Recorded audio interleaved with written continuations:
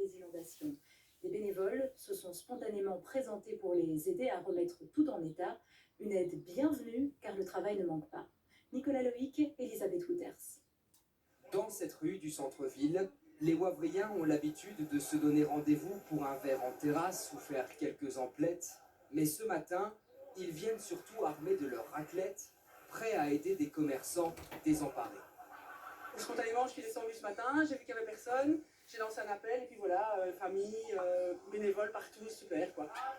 Dans ce magasin, des amis mais aussi des clients viennent prêter main forte sans vraiment savoir où commencer. C'est des moments pénibles, mais en même temps, je pense que dans ces moments-là, on voit vraiment le meilleur des gens, puisqu'ils viennent spontanément, on a des demandes tout le temps, etc. Donc oui, c'est important.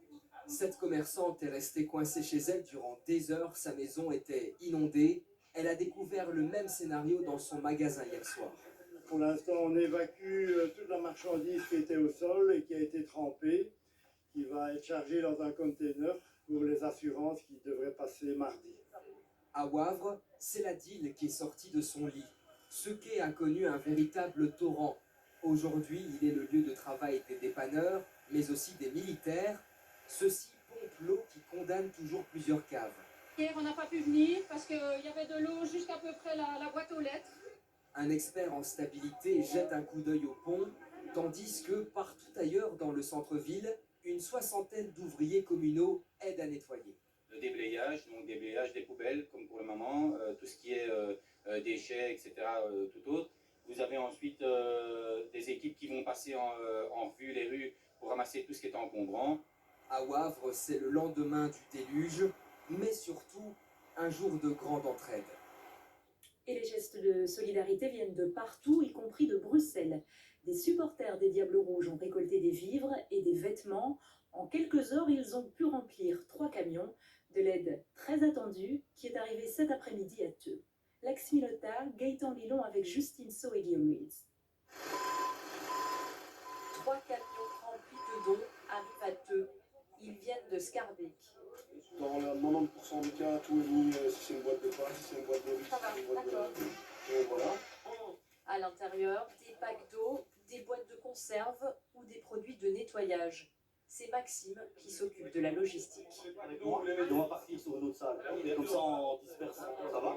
Ça vient de partout, ça vient de toute la Belgique, ça vient de France, Luxembourg. On en a même eu de Hollande.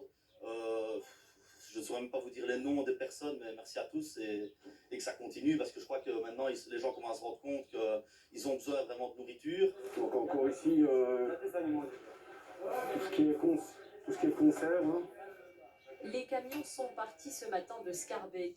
Les habitants sont venus déposer leur nombre d'eau. Un peu pour les enfants, des biscuits, des chocolats, enfin voilà.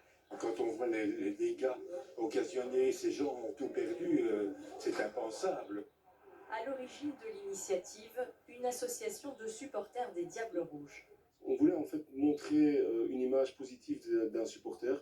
C'est pas que boire des bières et crier quand il y a un goal, c'est aussi qu'il y a tout un cœur derrière là-dessus, un cœur pour le pays et une aide qu'on a envie de vraiment donner.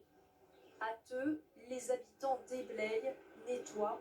Pour les sinistrés, les dons sont bienvenus. Les scouts participent à la distribution. Ici, on a distribué, on a fait, je pense, une centaine de maisons ici avec les 4 autres scouts. Donc voilà, ici, on va chercher à la camionnette d'autres sachets pour les distribuer aux autres rues qu'on n'a pas encore fait ici plus loin. Grâce à l'élan de solidarité et l'organisation de citoyens, les repas, l'eau ou encore les aliments pour bébés sont distribués dans toute la province de Liège.